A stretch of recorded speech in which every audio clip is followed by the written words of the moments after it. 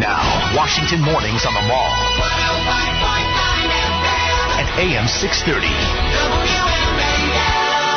7:07 on WMAL, where Washington comes to talk. Coming up at 8:05, we're going to have Katie Pavlich from Town Hall. We'll get a gun update on where that legislation's sitting in the Senate. Plus at 8:35, Larry Kudlow from CNBC joins us. I'm Larry O'Connor alongside Michael Steele, who is in for the vacationing Brian Wilson. And Michael, listen, it's an impossible thing to not mine the great brain that is Michael Steele, and your knowledge of the Republican Party, especially over the last decade, because you were such a major player in where the party is right now and how we got here. And I'm not responsible for where we are now, but I'm responsible for where we were 2 years ago. In some cases, you would say that you're responsible for or partly responsible at least for the House majority. Absolutely. But there were races that I invested in that the leadership didn't want to invest in. So yeah, absolutely. We have been talking over the last couple of months about the internal discussions happening within the party. First, on an ideological basis. Right. I mean, I've made the argument that the Republican Party that you and I grew up with, the Ronald Reagan Republican Party, really had three very important legs to that stool. You had your Christian conservatives. They were a big part of coming into the political process during the Reagan years. Right. You had your defense hawks, the national security Republicans, who really their main focus was build up our defense and beat the Soviet Union.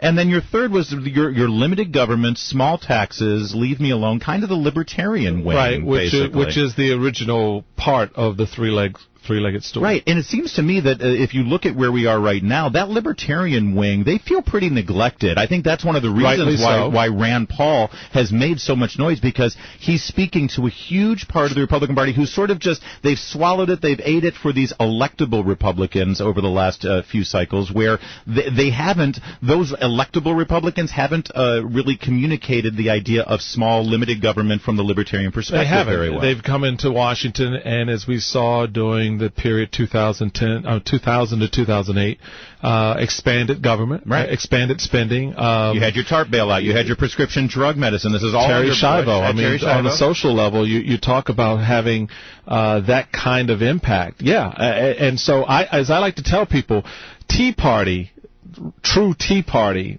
began long before 2009. It really began to germinate and ferment and really form itself after the 2004 election, where it became very apparent after 4 years of not vetoing one budget or not even, dealing with the government level of spending.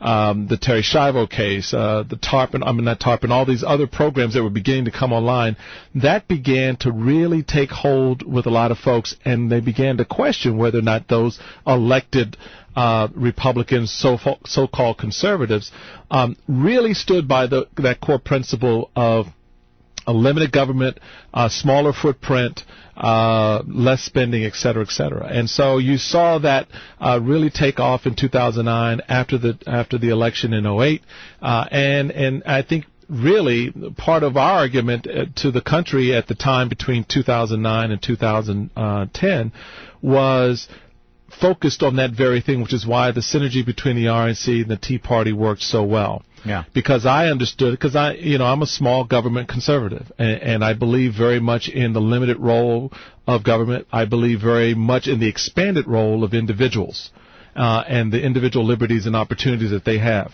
So has Speaker Boehner and the leadership in the House followed through with the promise of 2010, or have they really not upheld the ideals that you legislatively? I think you see it's been a real struggle. I think politically, a lot of that effort was abandoned between 2011 and 2012, and I think when you see the result is in the numbers. But what just look at the turnout. You look at the enthusiasm, you look at the sense of abandonment that a lot of Tea Party activists in particular have. But here you are, you're championing the Tea Party, and understandable because they were a big part of success of the party in 2010. However, what do you say to the Karl Roves of the world who say the Tea Party is part of the problem because of candidates like Todd Akin or Richard Murdoch? Look, I had to police that process as well. I learned very quickly early on in my chairmanship with the campaign that I had no say or control in. It was already in motion when I came into office up in New York 23, the Skaza-Fava race, right. Where local officials thought they knew better than the primary voter and picked their choice and had their head handed to them. And but that's different because it was the New York party that did that. Here you've got party officials. There's no difference between a local chairman and party officials doing it than national party leaders doing the exact same thing.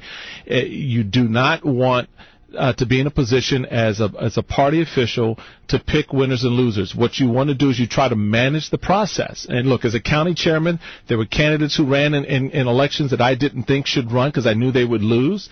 So you try to manage that as best you can, because you can, at the end of the day, you cannot stop someone from running for office, right. Number one. So your message to Karl Rove is stay out of Iowa. If Steve King gets the votes, let him be the candidate. Let him be the candidate. And the voters will live and die by that choice. And look, I get the idea if you want to go in and you want to try to manage the outcome. You want to put the best candidate forward who can win in November, which is the slogan. That's great.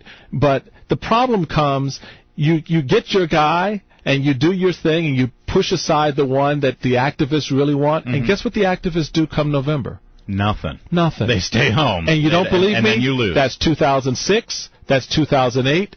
And 2012. In many cases, 2012. So let me ask you this then, because listen, I consider Reince Priebus and the team at the RNC. I know them, and I've gotten to know them. Mm-hmm. I've gotten to know you. I don't understand why there's a lot of turmoil right now between you and the current chairman. There's no turmoil between. Well, you said that you wanted to beat him up the other day. Yeah, I mean that was having fun. Or you don't really want to beat up Reince Priebus? No, All right. I don't need to beat him up. I just put my record up against his. What is the disagreement stem from right now? I mean, because you say rightly that you won in 2010. Reince Priebus was my right hand. I mean, what annoys the heck out of me is that for 2 years, Reince Priebus was in every room I was in, a part of every major decision I made for how much money we would spend, what we would spend that money on, what the priorities of the RNC would be. And for him to stand up there and pretend as if he wasn't in the room, that he had no say in the decision-making process, and that the so-called debt that he inherited was the one that, as a member of the RNC, which I was not, he voted for, number one. Number two, he recommended to me to go into debt. And for him to then sit there and act like he had nothing to do with it, and that somehow he inherited this mess that he helped create, to me is just pure BS. And I kept my mouth shut for 2 years because, hey, I'm a party guy. But you know what? At the end of the day, you say to yourself, they're dumping on you, they're crapping on your legacy, they're giving you crap for stuff that they didn't want to do in the first place. Coalitions, expanding media, social media networks. They virtually ran my guy out of town. They didn't want to support him. A coalitions department, I had to fight every year for the measly $900,000 that we put into building 185,000 volunteers around the country as part of our coalition network. Now they want to spend $10 million. So let me get this straight. You spend $10 million to find out that we have a problem? Hello? All right. We don't get me started. I have gotten you started. And we are going to continue. I know. We will continue with this. Oh, we are? And we want absolutely. Okay. We want to hear from you though. Also, if you have questions about the future of the party on a big level and also on a micro level within the machinations of the Republican Party, give us a call 888-630-9625. Michael Steele is here and he's taking your calls. Oh yeah. I'm getting you worked up. No, not really. That's why I'm here. You know who loves this more than anything else is Debbie, Schultz over there at the DNC. She loves it when the RNC fight. Are people texting you saying, Steele, what are you doing? You're getting us in trouble. Not at all. All right. They're all on your side. They're excited about it. All right. No, I'm not getting anything. Well, listen, we're talking about the future Republican Party. We've been talking about it. Now, you just got a little worked up about a back and forth that you've been having. But so you're saying Reince Priebus was there with you? Yes, everything that he's criticizing now. He was my general counsel. Answer this for me. Sure. You win in 2010, like you said. Basically, your position is, listen, you can criticize me all I want. I won. Absolutely. In 2010. Look, right? I admit I'm not the most conventional chairman the RNC's ever had. I get that. I mean, I told folks coming in the door, my style is different. I worked my way up through the ranks by pulling myself through this process. I wasn't part of any particular group. So why weren't you reelected as chairman again? Because they decided to control the money. and they couldn't control the money with me. I remember I was firing consultants. I was not renewing contracts for people who'd been at that trough for years. And so they start this whole, money issue. He's spending too much. These guys would take an FEC report, and they would see $10,000 at the Four Seasons Hotel, and they would put out the narrative, leak out the report saying, "Oh, Michael Steele just spent $10,000, staying at a Four Seasons." Right, and then there was the scandal about there was some strip club or something. A staffer went out and spent $2,000 before the story had legs. As I told Tucker Carlson and his team that broke the story, look, it's been dealt with. The staffer was fired. The money was recovered, and we put in new procedures. They held that up as indicative of my lack of management and control of the institution and my wild spending ways. I didn't even get to go to the club, for God's sake. If I'm going to spend $2,000 at a strip club, I'm going to be at the strip club. Let me give you. I'm not going to send a surrogate. I'm going to let that statement stand on its own. let me give you my beef, because and you can respond to this. My argument has been, why are we letting the networks like MSNBC and George Stephanopoulos, why are we letting them control the debates during our primary process? And I've been told those were decisions that were made under your watch. No, again, who told you that? I've been told by people at the party. People at the current party? Yeah, so idiots all, liars complete, because I had no control over that. I didn't set that agenda. I was gone before the schedule for the debates was set. They fired me by then. That was set by Reince Priebus and his team, not me. I began discussions in the only network I started discussions with, guess who it was? Fox. All right. Well, now again. That was this is a discrepancy in information. That was in October of 2010. I started the discussions for the primary process that would begin in January. All right, Stephen Lanham, you're on with Michael Steele and Larry O'Connor. What's your opinion quickly on the Republican Party? Hi guys, how you doing? And Michael, thank you for the service to the party. I also think you got a raw deal. Here's my take on the whole thing. We got to get back to conservative values. We got to get back to what makes us Republican. I work in Maryland, but I live in North Carolina by choice. There's so many things about Maryland that over the years, I used to really like Maryland and the D.C. and the Virginia area. Yep. But it's really, really, really changed. Economically, traffic-wise, cost of living. Really different. All right. No, it is. And I just real quick on that. You know how you begin to push back on that? We need a vibrant, strong Republican Party in the tri-state, including D.C. area, Virginia, Maryland. Michael Steele just endorsed statehood for D.C. Did you hear that? I'm a native Washingtonian. We will continue with your calls right after this at 7:21. 105.9 FM and AM 630, Washington's Mall, WMAL, where Washington comes to talk. We're back. Michael Steele here, sitting in for Brian Wilson, and people want to talk to you about the Republican Party, about your time there at the RNC, where the party is going. Is Rand Paul the future, do you think? He's part of it. He's part of it. Rand Paul, Chris Christie, Christina.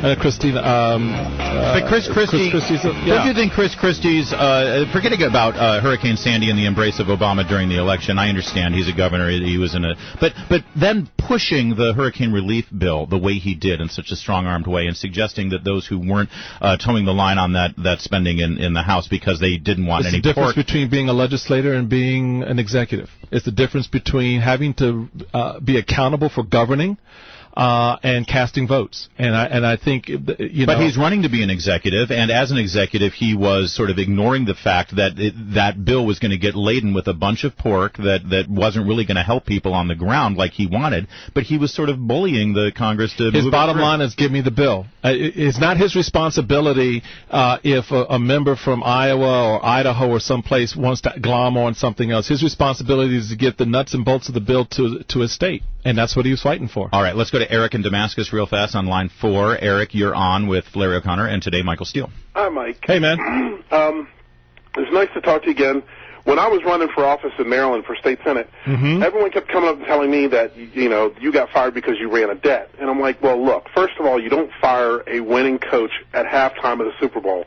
Second of all, I said, after this is all over and done with, nobody wanted to talk about the fact that Obama retired the debt of the DNC at the same time. You don't leave money in the bank. You don't. In the game. You play at 110% and then use the time afterwards to go through to fundraise to fix the debt. And again, on that point, Eric, this is again one of those annoying little things that I have with Reince, because he knew that. We had planned, we had the deal, we had it worked out.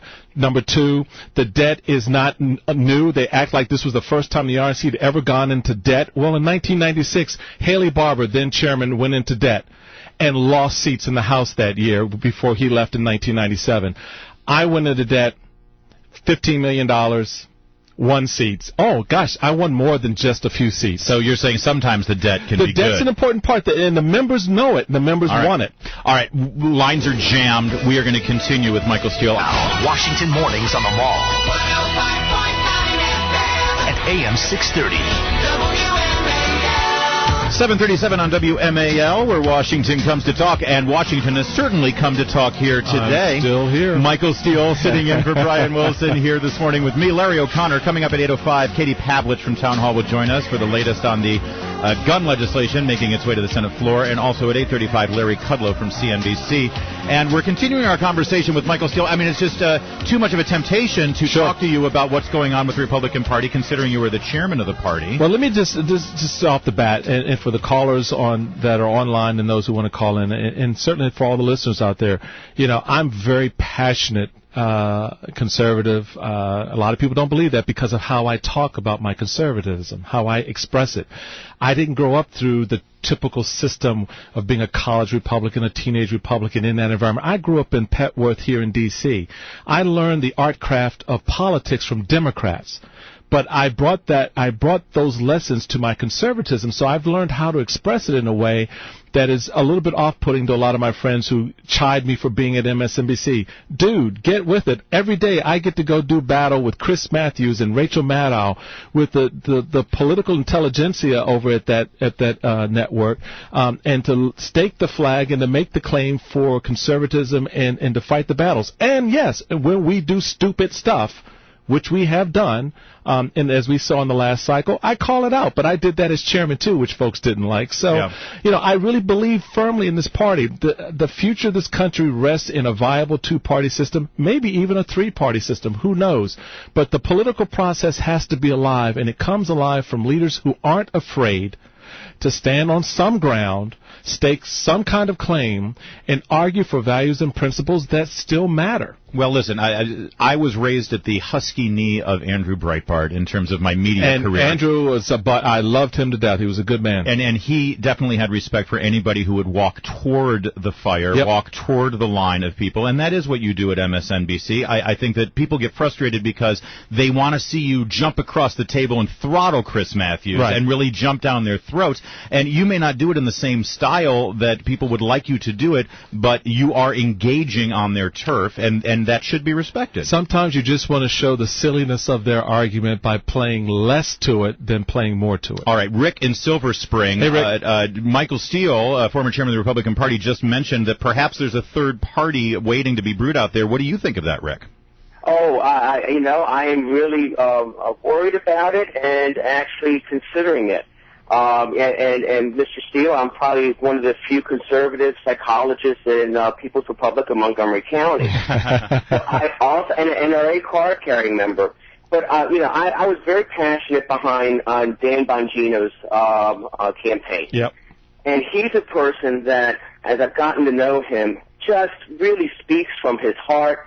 He makes very good reasoned arguments, but does it reasonably and can sway people over. And I see you doing the same thing.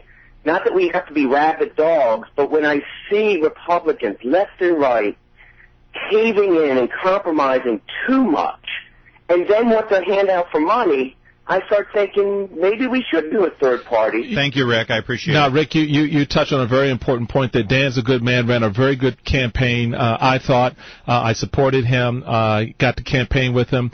That, for me, is, the kind of leadership we need in a state like Maryland. As I like to tell a lot of my really strong conservative friends who probably live in Western Maryland or in the Eastern Shore and in other parts, I'm sorry, we're a southern state, but we're not South Carolina. And so it's a very different mix here for us, and we have to be a little bit more measured and a little bit more tempered. Doesn't mean we lessen our values and our approach. The values are still there. It's the tactics and how you communicate It's the tactics and the style and the structure, But let's talk about the grassroots here. You're talking about how potentially a third party could grow. That's going to come from the bottom up. It's going to come from the grassroots. Everybody seems to just love, Marco Rubio and Ted Cruz and Mike Lee and Rand Paul. And Rand Paul. Right. Those four guys who are like the superstars right now, if it were the party's decision, they wouldn't even be in office right now because they're there because of the grassroots. I mean, forgive me, but didn't you back Charlie Crist at the beginning? No, we didn't. I didn't back it. Did the party stay out of it? We stayed out during the primary. We stayed out of the primaries. Absolutely, we stayed out of the primaries. And then once Rubio made his move and got the nomination, then we came in. Look, my view from days as county chairman to national chairman, it has been you try to measure your approach. You don't need to stick your finger in everybody's eye, picking and choosing winners or losers. You just need to measure your approach to make sure the candidates you have understand the responsibility they have to do their best and to present the best argument for the voters, because it's not just about the primary. It's about surviving the primary long enough and better enough to win in November. Chris in Fredericksburg, hey, you Chris. are on with Larry O'Connor, and today Michael Steele in for Brian Wilson. Hi, Mr. Steele. Hey, buddy. Thank you for your service, and can you be our chairman for the new party? Yeah, like you said, we're the third leg that started the party, and the Libertarians, right? Yes, and without us, they've fallen flat. We're tired of them climbing on our shoulders to get to the top and forgetting about us when they get there. Chris, I'm going to tell you, that is such an important point, and I think you can see no better evidence of that than how Rand Paul was treated at the National Convention in 2012. I don't know what Rance's rationale or reasoning was. Maybe it was... Wait, what do you mean? How was he treated? He was not allowed to speak. Oh, Ron Paul. I mean Ron Paul, excuse me. Ron Paul was not allowed to speak. His delegates were not allowed to express. Let me just say, because if you challenge the RNC on things like this and you ask them, well, why did this happen in 2012? Why did that happen in 2012? Why did this happen at the convention? They say that as soon as you get your nominee, Mitt Romney, the Romney campaign takes over the apparatus of the Republican Party. So whatever decisions were made, it had to come from the party, from the campaign, the Romney campaign, not from the RNC. That's partly true, but there's a whole lot that goes into it before you have a nominee. We don't get a nominee until June, July, all right? Really, at the end of the day. You've got a whole year before that. There are a whole lot of things that are baked in and built into this process long before you get to that point. But not things like Ron Paul's going to speak at the convention. Not things like that. But, again, whether it's the RNC, whether it's the nominee, Ron Paul played and served a valuable role, a long role, historic role in this party, and to not allow him at least have, look, they had a lot of folks come out and talk against me. They could at least have somebody inside the building come out and talk for Ron Paul. Mm-hmm. And that didn't happen. And my view is you capitulate. And that's one of the reasons why they want me as chairman, because I had a very definite view of how that convention should have gone. All right. Wouldn't have been an empty chair, that's for dang sure. Empty chair. Oh, why do you have to be mad at Clint Eastwood? I'm not mad at Clint Eastwood. I'm not mad. I'm mad at the people who allowed that to happen. All right, that's a fair point. 105.9 FM and AM 630, Washington's Mall, WMAL, where Washington comes to talk. 7:51 on WMAL. Michael Steele, you talk when you became the chairman of the party. You talk about being a hip hop Republican. Yeah, the idea was to be where people are and to give expression, Republican expression, in those communities that we're not comfortable in, we haven't been in, we don't know. So it wasn't about you wearing bling and dropping your pants down around your behind. No, hardly not. It was about changing the way we talk about our way of life, our values, and our culture, not diminishing their importance, but accentuating them through another style, another rhythm. So you would agree that Magic Johnson sort of dwells in that pop culture area where people are listening, they know who he is. He says something, it carries a lot of weight, right? Yeah. So yesterday he's on MSNBC, your network. Yeah. And he says, geez, Obamacare's working. I've talked to a lot of CEOs of hospitals. It's all working. And he was talking to Alex Wagner, your pal there over on that station. And the problem is you can't engage with Magic Johnson on the fine points of the Obamacare law necessarily. He speaks in these big, broad topics. Nobody is there to point out to Magic Johnson that Obamacare hasn't even taken effect. It hasn't taken effect. So how can the CEOs know this? And what the CEOs CEOs know. These are CEOs of hospitals? Yeah, according to him. Yeah, well, I'm sure those CEOs of those hospitals are very concerned about the impact it's going to have on the doctors. We're already projecting a short